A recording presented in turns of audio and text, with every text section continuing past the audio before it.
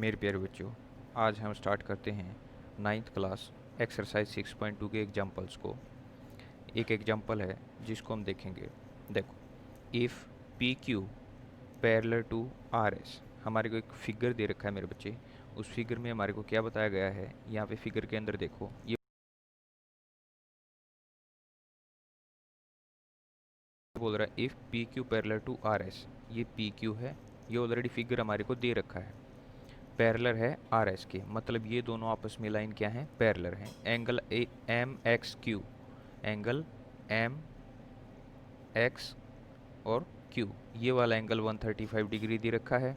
Given है हमारे पास M Y R, angle M Y R, ये एंगल 40 डिग्री दे रखा है। और फाइंड करने के लिए बोल रहा है X M Y, X M Y.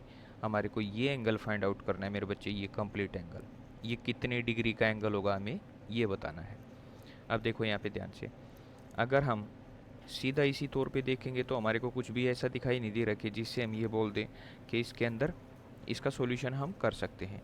लेकिन इस क्वेश्चन को सोल्व करने के लिए हमारे को क्या करना होगा, हमें सबसे पहले तो एक और पैरेलल लाइन लेनी होगी, या तो इसके पैरेलल ले लें या इसके ले लें। अगर हम इसके पैरेलल लेंगे तो भी ये वो लाइन इसके पैरेलल होगी। चलो एक पैरेलल लाइन लेते हैं जहाँ से ये दोनों के दोनों पॉइंट्स का मीट हो रखे हैं एम पॉइंट के ऊपर। हम यहाँ पे क्या करते हैं, एक पैरेलल लाइन लेते हैं। किसके पैरेलल ले ली मैंने ये लाइन ड्रॉ की पी क्यू के पैरेलल।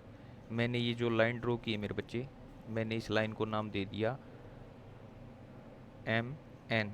एम तो हमने ले रखा है एन ओ, मैंने इस लाइन को नाम दे दिया एन ओ। मैंने एन ओ लाइन ड्रॉ की है, ये हमने अपनी तरफ से कंस्ट्रक्शन करनी पड़ेगी मेरे बच्चे। मैंने एन ओ लाइन ड्रॉ की, किसके पैरेलल है, पी क्यू के। अगर ये लाइन पी क्यू के पैरेलल है तो हमने लास्ट जो थ्योरम की थी, उस थ्योरम के अंदर हमने ये देखा था कि जब कोई दो लाइन आपस में पैरेलल होती हैं, ये वाली लाइन और ये वाली लाइन आपस में पैरेलल हैं, और इन दोनों में से किसी एक के पैरेलल कोई एक थर्ड लाइन है, तो वो दूसरी के भी पैरेलल होगी। इसका मतलब ये दोनों आपस में पैरेलल हैं। इसके पैरेलल मैंने ये ड्रॉ की है तो ये इसके भी पैरेलल होगी।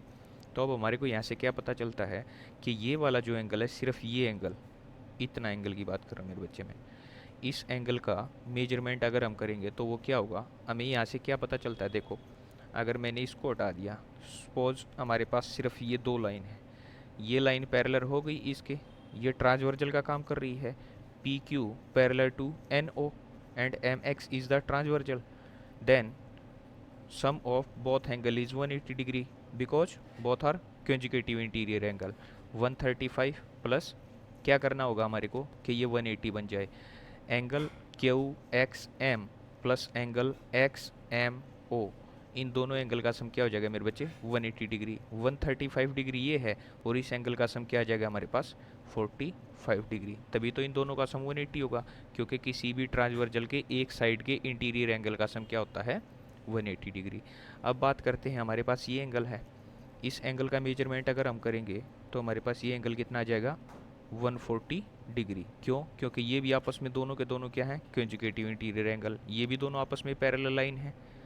नीचे वाले की बात कर रहा हूँ मेरे बच्चे में, ये भी दोनों आपस में पैरेलल लाइन है, तो ये 140, ये 140 और 40 दोनों का सम 180 डिग्री, क्योंकि दोनों क्या है, कंजुगेटिव इंटीरियर एंगल। अब हमारे को यहाँ से ये पता चल गया कि ये एक लाइन है, स्ट्रेट लाइन है, ये कंप्लीट एंगल का सम क्या होगा मेरे बच्चे, इस कंप्लीट एंगल का 180 डिग्री। लीनियर पेयर एंगल होंगे, अगर इस कंप्लीट एंगल का सम यहाँ से यहाँ तक, यहाँ से यहाँ तक 180 डिग्री होगा, ये 140 का है, तो ये एंगल कितने डिग्री का हो गया, 40 डिग्री का हो गया। अब हमारे को यहाँ से ये पता चल गया कि ये तो लीनियर पेयर एंगल से 40 का हो गया, ये कंजुगेटिव इंटीरियर एंगल की वजह से 45 का हो गया। अब हमारे को इन दोनों एंगल का सम करना है, तभी हमारे पास ये कंप्लीट एंगल आएगा। ये नहीं है मेरे बच्चे के 45 डिग्री लिख दें या 40 डिग्री लिख दें, हमें ये एंगल चाहिए कंप्लीट अंदर वाला। हो सकता है हमारे से ये एंगल भी पूछ ले, हम उसका भी मेजरमेंट करेंगे। अब हमारे को इन दोनों एंगल का को ऐड करना पड़ेगा, तो कितना हो जाएगा, 45 degree plus 40 degree is equal to कितना हो गया मेरे बच्चे, 85 डिग्री। ये हमारा आंसर हो गया। अब देखो, अगर हमारे से एंगल ये पूछ लिया जाए कि ये बाहर वाला एंगल ये वाला एंगल कितने डिग्री का होगा। तो अब हम क्या करेंगे, कंप्लीट 360 होता है, उसमें से 85 डिग्री को लेस कर देंगे, इसको हटा देंगे तो ये बार का एंगल आ जाएगा। या सेकंड हम क्या कर सकते हैं मेरे बच्चे, 140 डिग्री ये है। अब इधर वाला एंगल क्या था हमारे पास, या फिर इधर से देख लो, 45 से इधर कितना रह जाएगा, 135। क्यों, क्योंकि ये 135 था तो इधर वाला 135 ही तो होगा।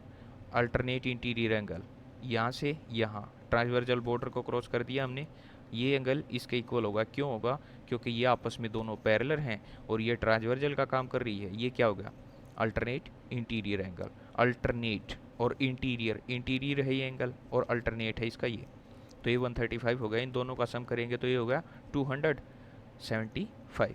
135 degree plus 140 degree is equal to 200 हो गया और 75।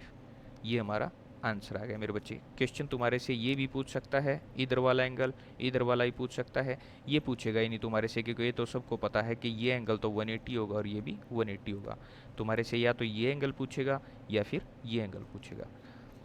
आज मैं तुम्हारे को ये एक ही एग्जाम्पल करवा रहा हूँ मेरे बच्चे, कल फिर एक नेक्स्ट 2 एग्जाम्पल रहते हैं, कल वो 2 एग्जाम्पल और करेंगे। ओके, आज के लिए इतना ही।